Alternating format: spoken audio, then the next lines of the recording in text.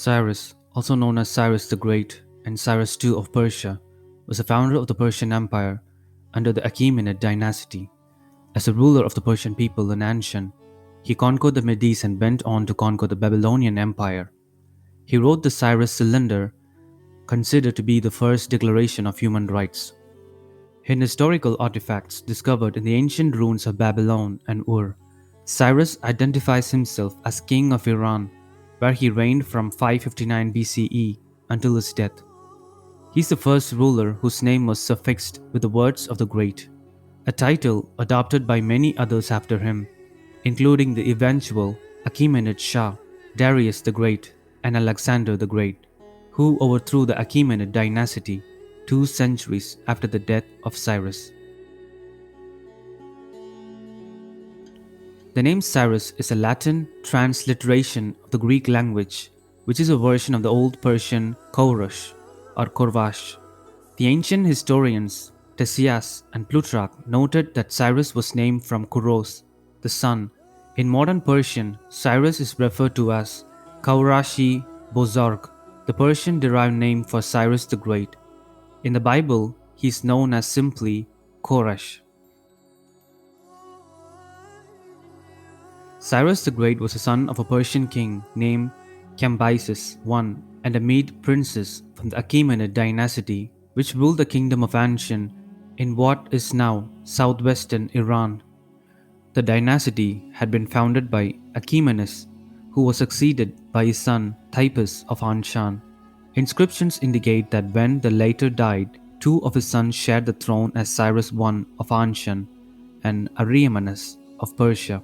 They were succeeded by their respective sons, Cambyses I of Anshan and Arsamas of Persia. Cambyses is considered by Herodotus and Theseus to be humble origin, but they further note his marriage to Princess Mandane of Media, who was the daughter of Princess Arenas of Lydia and Astyages, king of Medes. From their union, Mandane bore only one son, Cyrus II, better known today as Cyrus the Great, whom Cambyses named after the child's grandfather. Little is known of Cyrus' early age, as the sources detailing that part of his life are few in number, and many have been damaged or lost, according to most sources. Cyrus was either born in 576 BCE or 590 BCE. In his histories, Herodotus gives a detailed description of Cyrus' rise to power, according to the best available sources. The story of Cyrus' early life found in the histories belongs to a genre of legends in which abandoned children of noble birth such as Oedipus, or Romulus, or Remus returned to claim their royal positions. His overlord was his own grandfather, Astyages, who had conquered all Assyrian kingdoms apart from Babylonia. After the birth of Cyrus, his grandfather had a dream that his magi interrupted as a sign that his grandson would eventually overthrow him. He then ordered his steward Harpagus to kill the infant. Harpagus, morally unable to kill the newborn, summoned a herdsman, the king named Mithridates, and ordered him to dispose of the child. Luckily for the young boy, the herdsman took him and raised him as his own. When Cyrus was 10 years old, Herodotus claimed that it was obvious that Cyrus was not a herdsman's son, stating that his behavior was too noble. Astyages interviewed the boy and noticed that they resembled each other. He then ordered Harpagus to explain what he had done with the baby, and after confessing that he did not kill the boy, the king forced him to eat his own son. Astyages was more lenient with Cyrus and allowed him to return to his biological parents, Cambyses and Mandane. While Herodotus' descriptions may be a legend, it does give insight into the figures surrounding Cyrus the Great's early life. Subsequent to his father's death in 559 BCE, Cyrus became king of Anshan. However, Cyrus was not an independent ruler like his people before him. Cyrus had to recognize Median overlordship. Harpagus, seeking vengeance, convinced Cyrus to rally the Persian people, who were then in a state of vassalage, to the Medes, to revolt which occurred between 554 BC and 553 BC. However, it is very likely that both Harpagus and Cyrus rebelled due to their dissatisfaction with Artagas' policies, rather than the story introduced by Herodotus.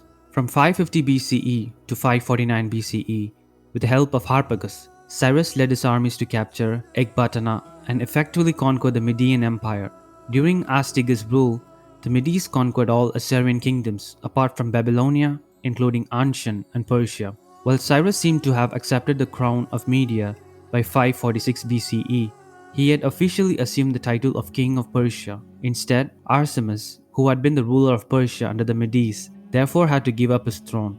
In 547 BCE, the Lydians attacked the Achaemenid Empire. During the winter, before the allies could unite, Cyrus besieged Corsius in his capital, Sardis. Shortly before the final battle between the two rulers was to begin, Harpagus advised Cyrus to place his dromedaries in front of his warriors. The Lydian horses, not used to the dromedaries' smell, would be very afraid. And indeed, the Lydian cavalry became useless and Cyrus defeated Corsius, captured him, and occupied his capital at Sardis. Before returning to the capital, a Lydian named Pactyes was entrusted by Cyrus to send Corsius' treasury to Persia. However, soon after Cyrus' departure, Pactyes hired mercenaries and caused an uprising in Sardis, revolting against the Persian star-up of Lydia. Towards the end of September of 539 BCE, Cyrus' army, under the command of Gubaru, the government of Gutium, attacked Opis on the Tigris River and defeated the Babylonians after a minor uprising by the citizen. With Opis under their control, the Persians took control of the vast canal system of Babylonia.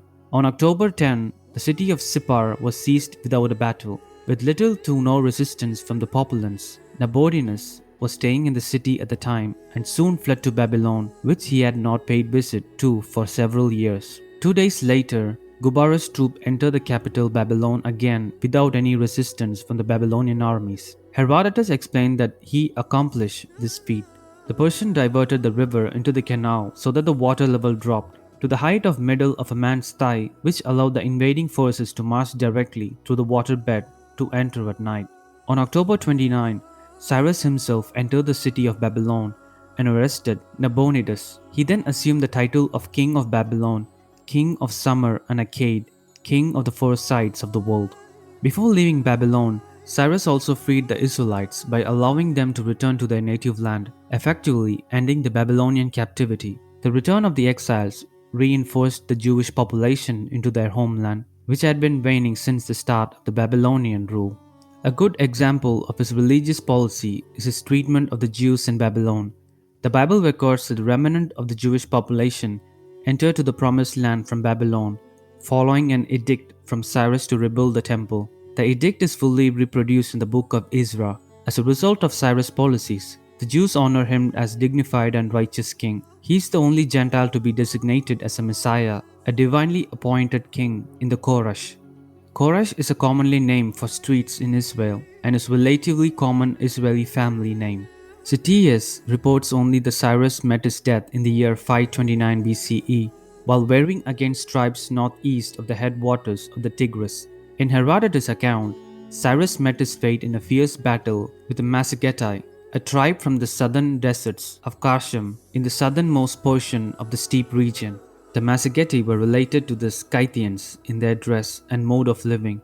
They fought on horseback and on foot. The queen of Massagetae, Tomris, who had assumed control after Cyrus had defeated Tomris' son Spargapisus, led the attack. The Persian forces suffered heavy casualties, including Cyrus himself. After the battle, Tomrisis ordered the body of Cyrus to be found and then dipped his head in blood to avenge the death of her son at his hands. He was buried in the city of Pasargadae, where his tomb remains today.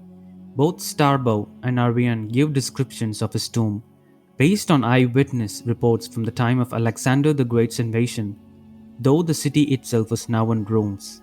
The burial place of Cyrus the Great has remained largely intact, as the tomb has been partially restored to counter its natural deterioration over the years. Cyrus was distinguished equally as a statesman and as a soldier, by pursuing a policy of generosity instead of repression, and by favoring local religions. He was able to make his newly conquered subjects into enthusiastic supporters. Due to the strong political infrastructures he created, the Achaemenid Empire endured and prospered long after his demise. Thanks for watching. If you like to see more content, make sure to like, comment, and subscribe.